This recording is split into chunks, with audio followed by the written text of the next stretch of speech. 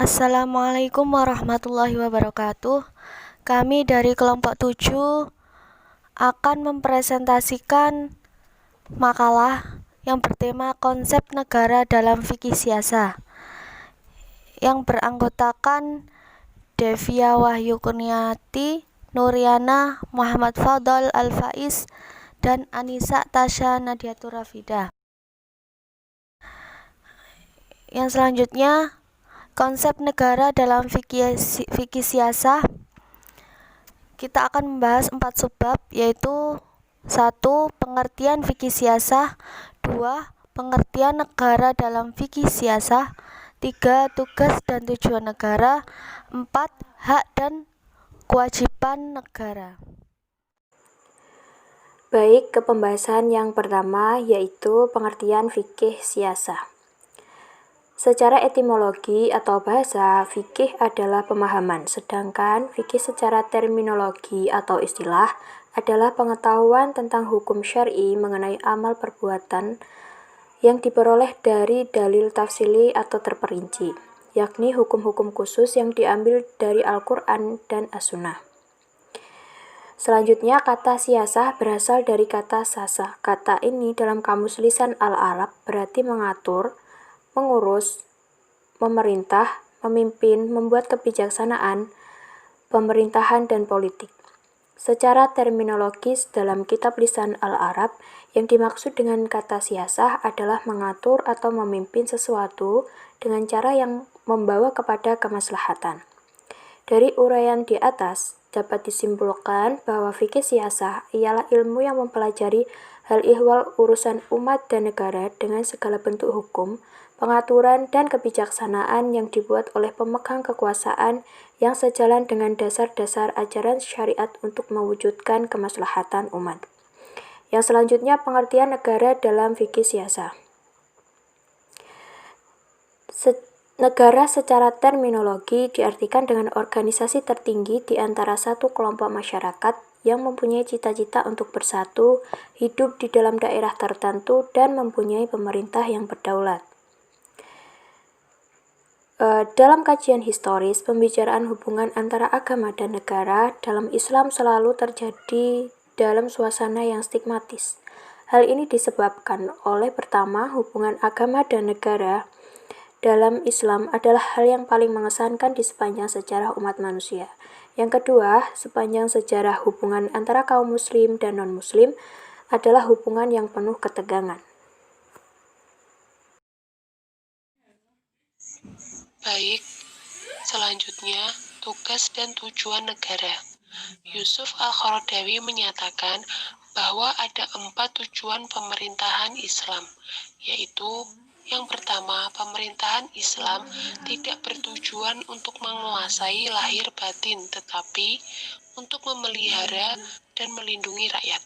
Yang kedua, menunaikan amanat kepada pemiliknya. Yang ketiga, menegakkan keadilan bagi umat manusia. Yang keempat, mengokohkan agama di muka bumi. 4 perkara inilah yang merupakan tujuan pokok pemerintahan Islam, di mana Rasul pernah mempraktekannya ketika berada di Madinah. Sesuai dengan tujuan negara menciptakan kemaslahatan bagi seluruh manusia. Selanjutnya, ada 3 tugas utama yang dimainkan oleh negara. Yang pertama, tugas menciptakan perundang-undangan yang sesuai dengan ajaran Islam. Untuk melaksanakan tugas ini, maka negara memiliki kekuasaan legislatif, al-sultah al-tasyriyah. Dalam hal ini, negara memiliki kewenangan untuk melakukan interpretasi, analogi, dan inferensi atas nas-nas Al-Quran dan hadis.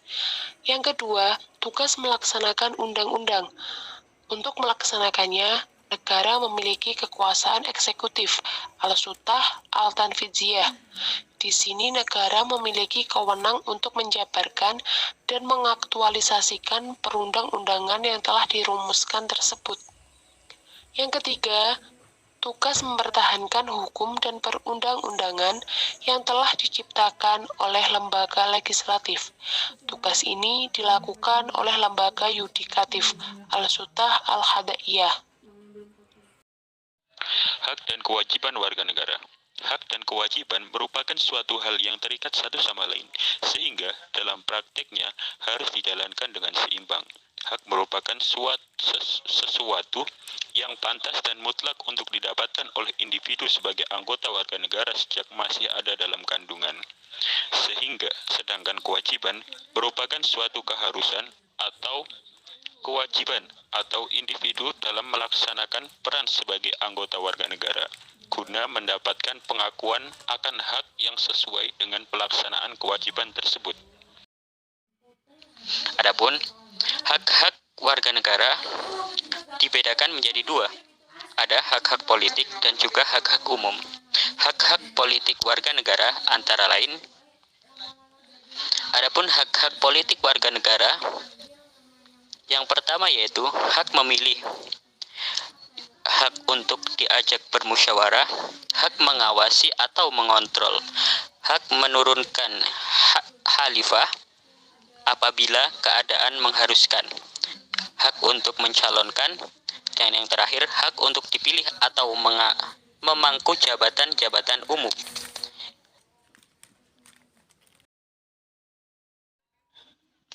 Selanjutnya, hak-hak umum warga negara, antara lain hak persamaan, yang kedua hak kebebasan, selanjutnya hak menuntut ilmu atau mendapatkan pengajaran, dan yang terakhir hak memperoleh tanggungan dari negara.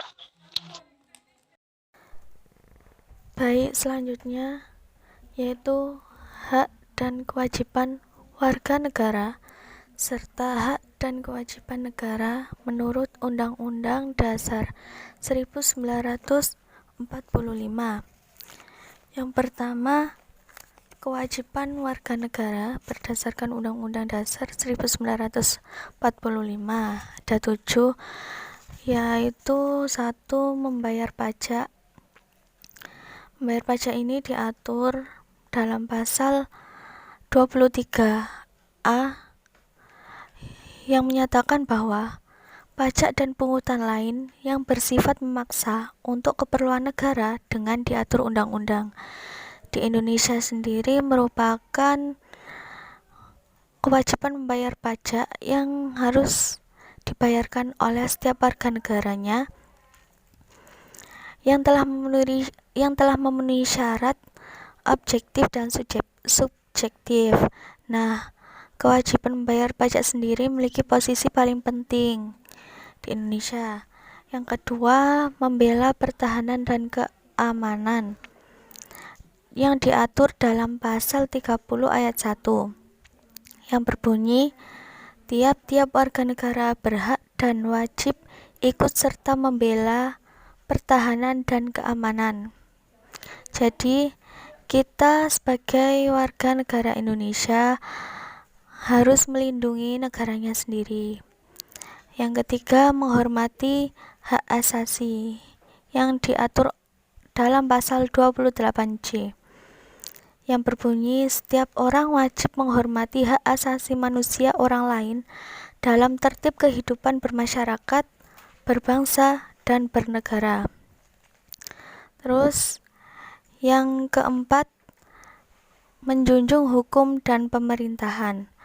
Diatur dalam pasal 27 ayat 1, segala warga negara bersamaan kedudukannya di dalam hukum dan pemerintahan dan wajib menjunjung hukum dan pemerintahan itu dengan tidak ada kecualinya. Jadi kita sebagai warga negara wajib dan patuh pada pemerintahan serta menjunjung hukumnya. Yang kelima, ikut serta membela negara diatur dalam pasal 27 ayat 3 yang menyatakan bahwa semua warga negara berhak dan wajib ikut serta dalam upaya pembelaan negara.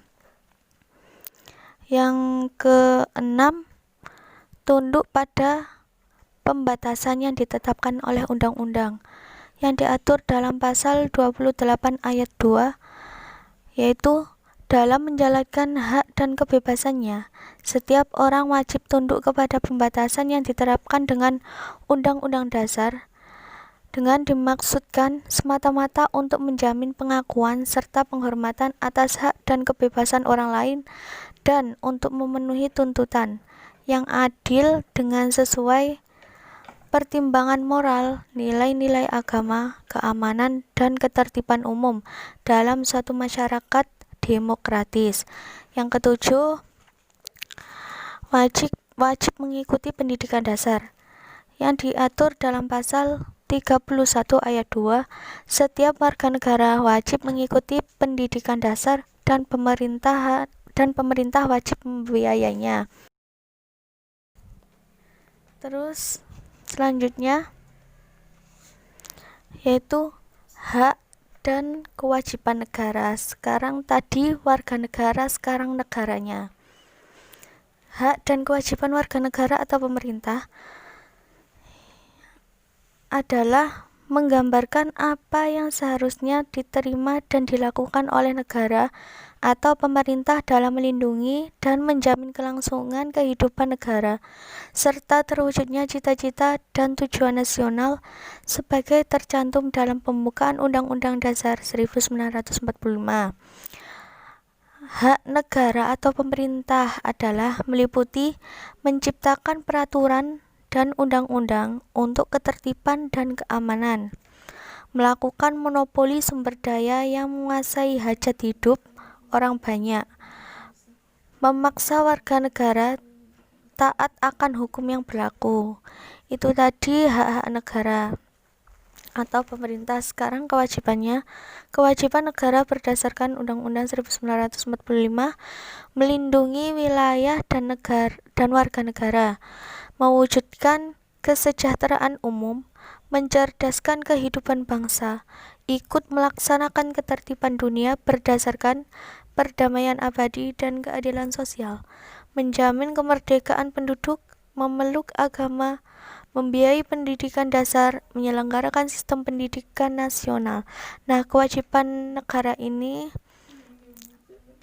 ada termasuk salah satu hak dari hak yang didapatkan oleh warga negaranya, yaitu membiayai pendidikan dasar, terus melindungi wilayah dan negaranya dan warga negaranya. Itu hak yang harus kita dapat dari pemerintah, dan pemerintah itu kewajiban negaranya itu tadi. Terima kasih. Sekian dari kelompok kami, semoga bermanfaat. Wassalamualaikum warahmatullahi wabarakatuh.